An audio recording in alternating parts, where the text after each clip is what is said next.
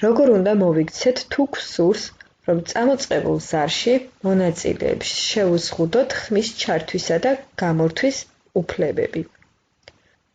პირველ რიგში მონაწილეების გვერდით ვირჩევთ ხილაკი სხვა მოქმედებები.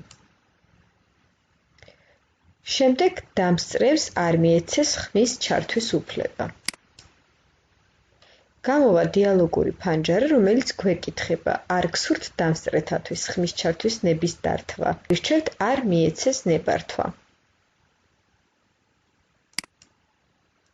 ამის შემდეგ მონაწილეებს შეეზღუდებათ უფლება საკუთარი მიკროფონის ჩართვის და გამორთვის.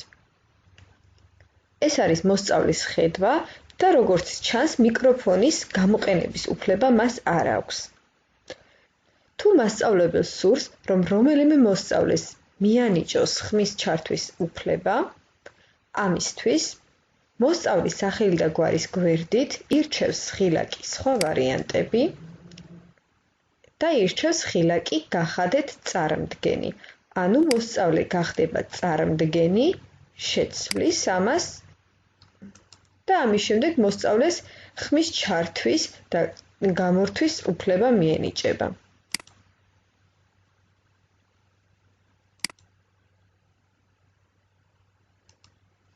თუ მასწავლებელი გადაწყვეტს, რომ კვლავ შეუზღუდოს მოსწავლეს ან მოსწავლეებს წარმდგენის უფლება, ანუ ხმის ჩართვისა და გამორთვის უფლება, ირჩევს სხვა ვარიანტების ხილაკს და მოსწავლეს გახდის დამსწრეთ, ანუ გახადეთ დამსწრე, რაც იმას ნიშნავს, რომ მისი შეცვლის შემდეგ მოსწავლეს ისევ შეეზღუდება მიკროფონის ჩართვის და გამორთვის უფლება.